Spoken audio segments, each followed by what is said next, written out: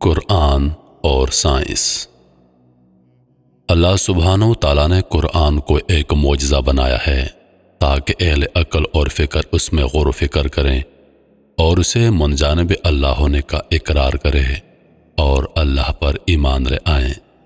اس لیے قرآن میں اللہ تعالیٰ نے کچھ ایسے حقائق بیان فرمائے ہیں جو آج کے ذہین اور جدید دور کے انسان کو سوچنے پر مجبور کر دیتے ہیں۔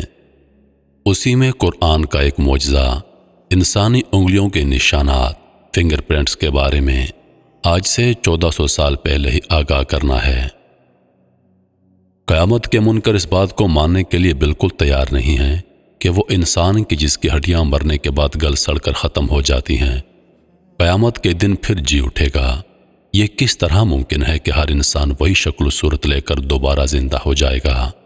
اللہ تعالیٰ نے اس کا جواب کچھ اس طرح بیان فرمایا ہے جس کا ترجمہ ہے، کیا انسان یہ سمجھتا ہے کہ ہم اس کی ہڈیاں اکٹھی نہیں کر سکیں گے؟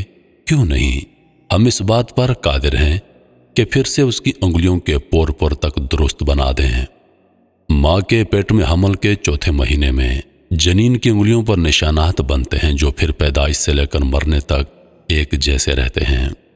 انگلیوں کے نشان آڑی ترچھی گول اور خمدار لکیروں پر مشتمل ہوتے ہیں جو انسان کی جلد کی اندرونی اور بیرونی حصوں کی آمیزش سے بنتے ہیں۔ کسی بھی انسان کی پہچان اور شناخت کے لیے ہاتھ کی لکیریں بنیادی کردار ادا کرتی ہیں، مگر اس بات کا بنینو انسان کو پتہ نہ تھا۔ تاہم 200 سال پہلے انگلیوں کے نشانات اس قدر اہم نہ تھے کیونکہ 19ویں صدی کے آخر میں یہ بات دریافت ہوئی تھی کہ انسانوں کی انگلیوں کے نشان ایک دوسرے سے مختلف ہوتے ہیں۔ 1880 میں ایک انگریز سائنسدان ہنری فالز نے اپنے ایک مقالے میں جو نیچر نامی جریدے میں شائع ہوا اس بات کا انکشاف کیا تھا کہ لوگوں کی انگلیوں کے نشان عمر بھر تبدیل نہیں ہوتے اور ان کی بنیاد ایسے مشتبہ لوگ جن کی انگلیوں کے نشان کسی شے پر مثلاً شیشے وغیرہ پر رہ جاتے ہیں مقدمہ چلایا جا سکتا ہے۔ ایسا پہلی بار 1884 میں ہوا کہ انگلیوں کے نشانات کی شناخت کی بنا پر ایک قتل کے ملزم کو گرفتار کر لیا گیا تھا۔ اس دن سے انگلیوں کے نشانات شناخت کا نہایت عمدہ طریقہ بن گئے ہیں۔ تاہم 19ویں صدی سے قبل لوگوں نے غالباً یہ بھول کر بھی نہ سوچا ہوگا کہ ان کی انگلیوں کے نشانات کی لہردار لکیریں بھی کچھ معنی رکھتی ہیں اور ان پر غور بھی کیا جا سکتا ہے۔ ڈاکٹر ذاکر نائک کے مطابق دنیا میں کسی بھی آدمی کی انگلیوں کے نشان کسی بھی دوسرے آدمی کی انگلیوں کے نشانات سے نہیں ملتے، چاہے وہ جڑواں ہی کیوں نہ ہوں۔ یہی وجہ ہے کہ بین الاقوامی طور پر بھی پولیس مجرموں کی شناخت کے لیے فنگر پرنٹس کے طریقوں کو استعمال کرتی ہے۔ ساخت کے لحاظ سے جلد 2 تہوں پر مشتمل ہوتی ہے۔ ایک بیرونی پتلی تہ جس کو برادماں ایپاڈرمس کہتے ہیں۔ یہ تہ برہملی ایپیتھیلیل خلیوں پر مشتمل ہوتی ہے جو باہم بہت زیادہ پیوست ہوتے ہیں۔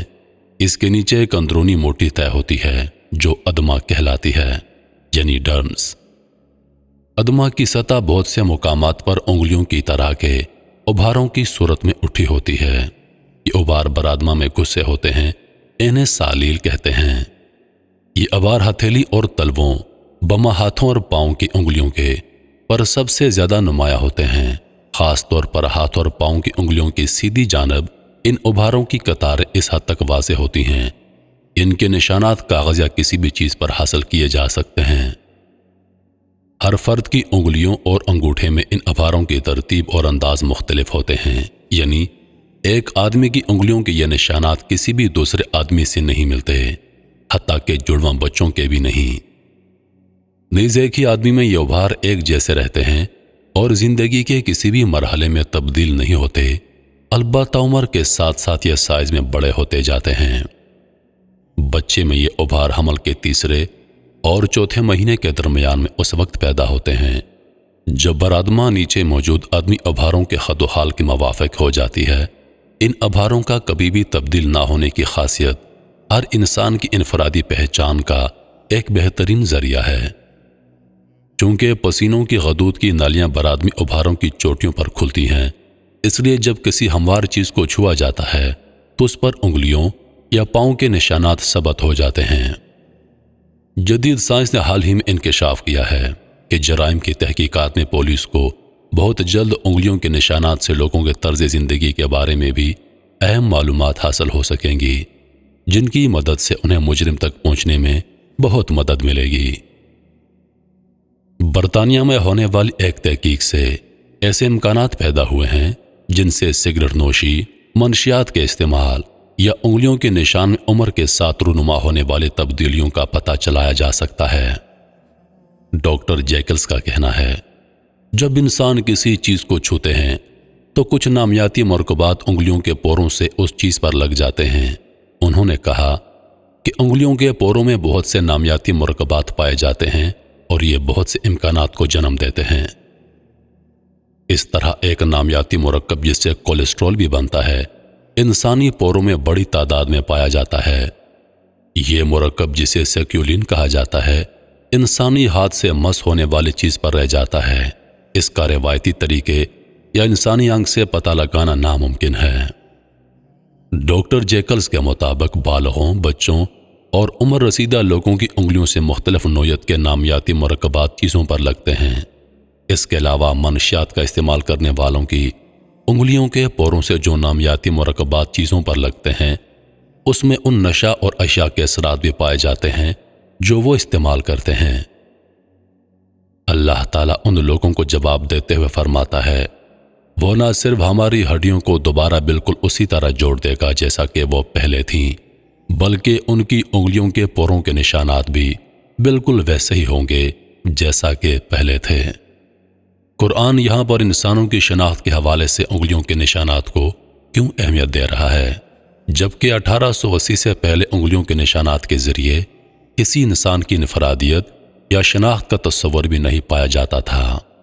چنانچہ اربوں خربوں انسانوں کی ہلاکت کے بعد قیامت کے دن دوبارہ ان کو زندہ کرنا، جبکہ ان کی ہڈیاں ریزہ ریزہ اور جسم گل سڑ چکے ہوں گے، دوبارہ اسی شکل و صورت میں پیدا کرنا بالکل انگلیوں کے پور پور تک کا اسی پہلی بناوٹ میں ہونا اللہ تعالیٰ کی عظمت و بڑائی کا ایک منہ بولتا ثبوت ہے۔